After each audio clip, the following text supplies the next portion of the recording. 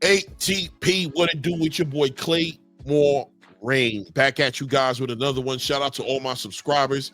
If this is your first time tapping into this content, I am going to invite you to go ahead and hit that subscribe button. Make sure you hit your bell icons as well, so you're all getting alerts on all this content is dropping, man. Man, I'm a little bit under the weather, guys. I've been killing this tea right here. Let me get one more sip.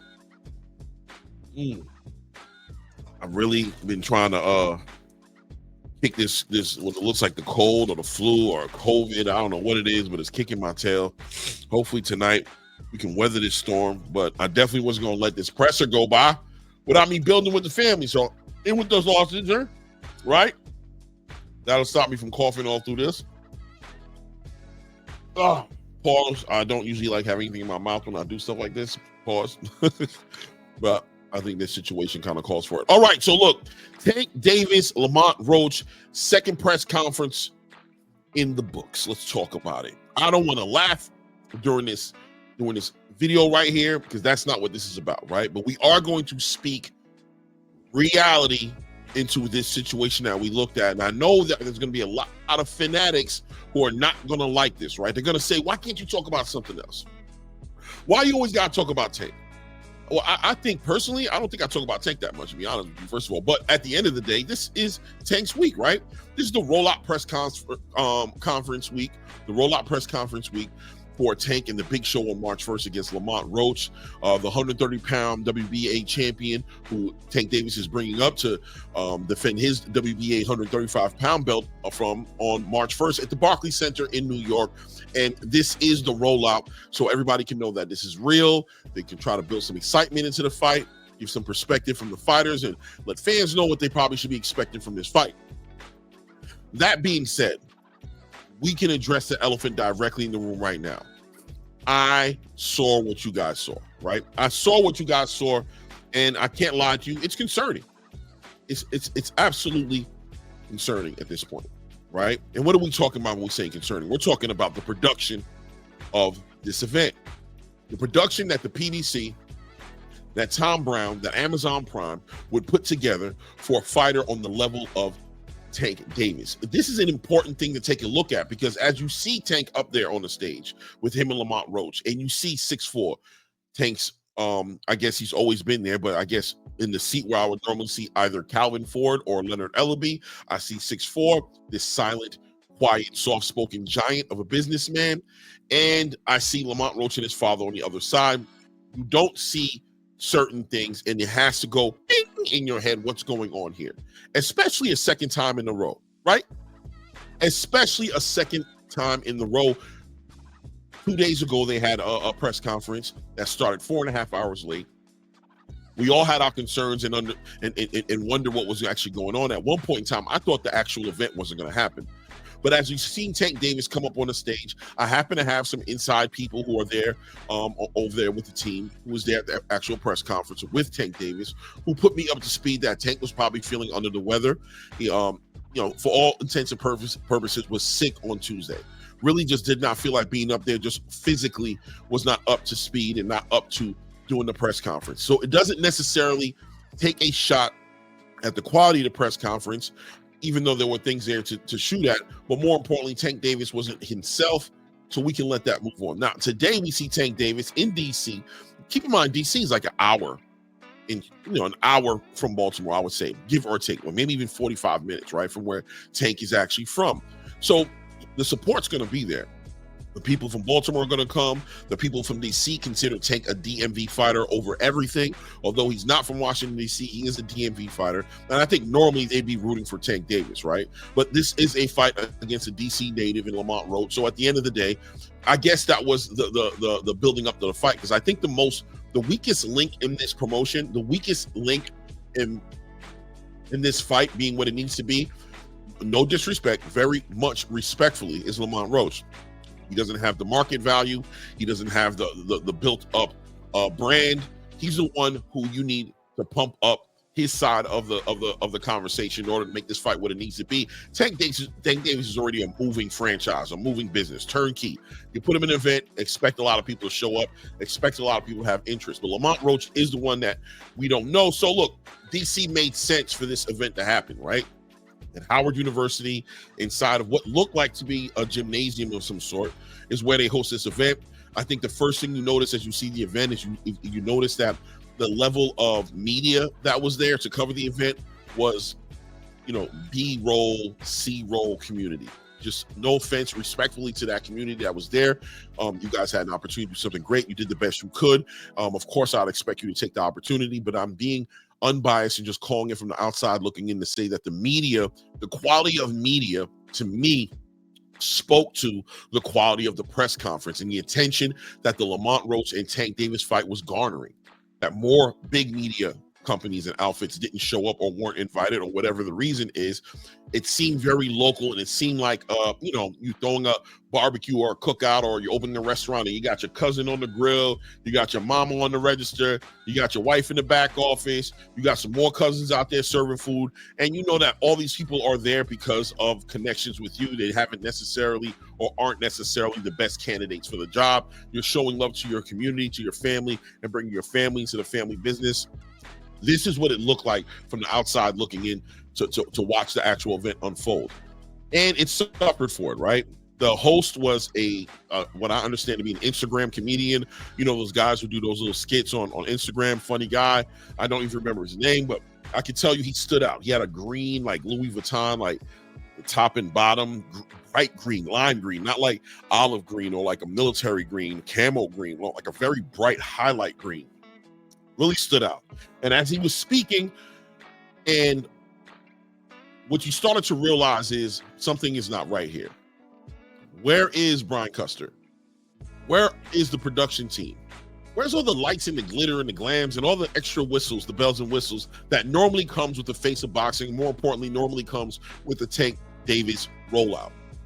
What's going on here? And once again, Leonard Ellaby is not there. So as we're trying to figure this out, you're letting it unfold. The guy in the green suit, no disrespect to you, brother, I really don't remember your name, but I think there's nobody who's watching this right now who's not going to know who I was talking about, right? One specific guy up there in the middle of the whole thing with a very bright green suit on. So, or a jacket, anyway, I don't want to start breaking that down. I'm just going to say that at the end of the day, you started to see very early that this was going to be a repeat of what you saw on Tuesday, and you started to say to yourself, maybe it'll get better. Well, he does bring up the younger brother. I can't remember their names right now. The normal host, the younger brother is the one who's kind of doing this, which also speaks to the budget of this, right? Not seeing Brian Custer, not seeing that guy, but the younger brother was still a legitimate replacement and a fix for the job. You knew you were going to have professional questions, good Q&A, good questions going to Tank, good questions going to Lamont Roach. They were going to get an opportunity to build up this fight and make this fight into something that people shouldn't want to miss on March 1st, right? But what happened? He said his few words and invited the guy with the green suit back on the stage. This is when I knew, guys, that this was going to go in another direction. I'm not going to lie to you. Immediately, I understood at this point when I saw the guy with the green suit come back onto the stage and found out that he was going to be the one doing the Q&As. I said, this is a straight press conference that's going to underachieve, to say the least, right? Underachieve, to say the least. The gentleman asked questions that really just meant nothing as far as building up the fight is concerned. Asked the fighters to send messages out to the youth, which is always admirable. They tried. Tank Davis pretty much just said whatever Lamont said, and the guy didn't want to let that go, kind of forcing Tank to answer something that really had nothing to do with building the fight. I really don't know why he was asking those questions. I believe there was one point where he asked the gentleman, what is the first thing they're going to say to their women the day after the fight? I think Lamont Roach was like, what in the world? I'm not thinking about no stuff like that. It was cringe. It was cringe, to say the least. And what did it speak to? It spoke to what I've been saying since the beginning of this year. Now, some content creators will want to push it and say, if the PBC ain't got no money and stuff like, listen, allow them the space to share their opinions. I respect, that's your perspective. But listen, man, I'm going to be honest with you. I'd be dead. I'll keep it hood. I'd be dead ass lying to you if I thought that event represented any type of good thing going on with the PBC and Tank Davis. That would just be a lie. The reality of the situation is, as you watch the event, you start to see the low budget. So all of the thoughts and all the rumors about the PBC dealing with money problems and things like that started to surface in a real way, right? Because what began as speculation started to become more of a fact. Bear with me, guys. I am feeling it right now. Man, God, bear with me, man. I'm going through it. Oh, everything that you started to hear rumor-wise about what the PBC was going through started to come to surface, and it started to become way more real. And you started to think about, damn, what's going to happen with the PBC in 2025? What's going to happen with all the fighters on their roster? Exactly what is happening with Tank Davis's Amazon deal for $240 million. It started making you think, what's the relationship? And probably the biggest question, where is Al? To be honest with you, after watching an event like that, a rollout like that, you start to think one thing. Al is no longer in boxing. Al Heyman is no longer in boxing. Now, can I confirm this and give you this as an indefinite or a definite answer? No. But I can tell you, after seeing an event that way, understanding and having a concept of what an event like that should look like for a face of boxing like Tank Davis. How about this? I could never imagine Canelo Alvarez, the face of boxing, ever even stepping into a press conference like that. It was beneath Tank Davis. It would be beneath any high-level fighter for him to have to be on a stage with an Instagram comedian answering questions that have nothing to do with the actual event, not helping at all. It would be a complete waste of time, and it would be beneath you. Literally take points away from your brand if you were concerned about that kind of thing, right? So what do we do moving forward? Well, moving forward, we get ready to watch Tank Davis fight Lamont Roach. We see if Lamont Roach can bring in the intangibles. We'll see if Lamont Roach can do what Calvin Ford has always told the public he's dying to see somebody do, which is challenge Tank in a way to make him go in his toolbox and do things we've never seen him do before. We're going to hope that all the stories about the amateur fights and them knowing each other and us not seeing enough of Lamont Roach fighting to really understand the magnitude of this fight, we're going to hope that all those things hold truth, and we're going to hope that on March 1st, we get to see a great fight for Tank Davis that opens our eyes to new possibilities for Tank Davis. But I think more importantly, ladies and gentlemen, if we're going to be honest, we're going to look forward to hear who Tank's fighting after Lamont Roach. Right? We're going to be looking forward to hear that and see what the PBC is able to coordinate. And I'm sure in my heart of all hearts, I believe that Tank is thinking the same thing and hoping for the same thing. You've got a few months, about 4 months, to get the finances together, to get your network situations all together, to iron out all the wrinkles, and hopefully come March 1st, the PBC will be in position to give Tank the honest confidence he needs to know that when he calls out whatever fighter it is that he plans on calling out in that ring, as he's communicated in the space, that's what he plans on doing. Well, he communicated to somebody talking in their ear and whatever have you. But regardless, we know. He did say he's going to be calling out a fighter, but I'll tell you this right now. The fight's not going to be able to get put together unless the PBC is able to facilitate it, unless Tom Brown's able to facilitate it, with not only pay for the fighter, obviously, to get them interested and give them their biggest paydays, as that's what Tank Davis brings to the table for any fighter who's trying to fight him, but also, some might say more importantly, be able to pay Tank Davis the guarantee he needs to walk into that next fight with the confidence that he wants to walk into that next fight with. Ladies and gentlemen, I'm not going to go too much further. You saw the event. It was lackluster, to say the least. It wasn't up to par with what you're expecting from Tank Davis, or me personally expecting from Tank Davis, but we have to move forward from this, right? Whether you have your concerns about the PBC standings, financial situation, their ability to stay afloat, facilitate the biggest fights, I'll leave that to each one of you guys to actually roll that around in your head and see what conclusion you want to come to. but I've given my perspective. And I think we both are in the same boat right now to say that we're looking forward to see how this develops on March 1st, to see if this fight comes together, to see this be a competitive fight.